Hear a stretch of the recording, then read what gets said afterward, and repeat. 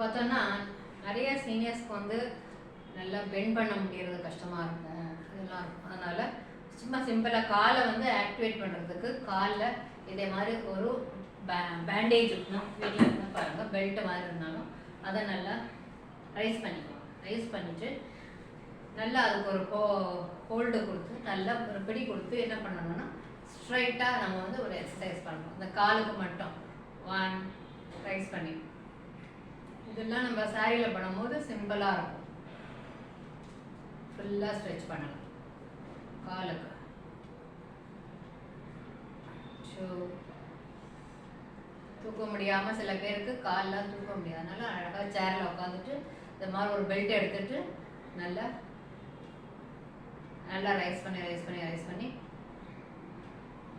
அடுத்தது பார்த்தீங்கன்னா அதே பெல்ட்டில் எடுத்து இந்த லெஃப்ட் அண்ட் ரைட் மாற்றி நம்ம வந்து ரைஸ் பண்ணலாம். நல்லா ஸ்ட்ரைட்டாக வச்சு ஒரு 5 minutes இப்படியே ஹோல்டு பண்ணி நல்லா இருக்கலாம். அகெயின் நல்லா ஸ்ட்ரைட்டாக அப்படி வச்சு இப்படி இறக்கலாம்.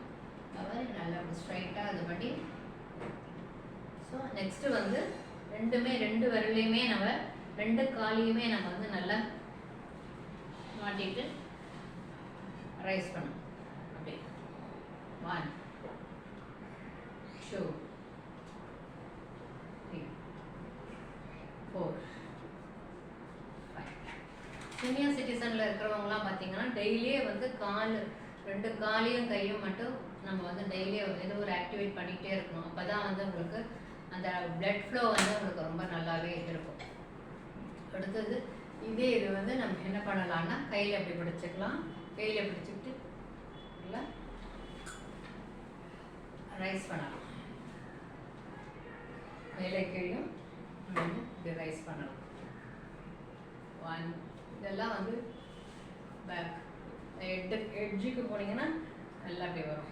உட்காந்த மாதிரியே இதெல்லாம் வந்து சிம்பிளாக இந்த சீனியர் சிட்டிசன்ஸ் நம்ம செய்யணும். இதெல்லாம் வந்து செய்கிறப்ப தான் உங்களுக்கு கொஞ்சம் கையை வந்து ஃப்ரோசன் ஷோல்டர் இல்லாமல் இதை மாதிரி இதெல்லாம் செஞ்சு பார்த்துட்டு என் சேனலை பிடிச்சிருந்தா சப்ஸ்கிரைப் பண்ணுங்கள், லைக் பண்ணுங்கள், ஷேர் பண்ணுங்கள். நன்றி.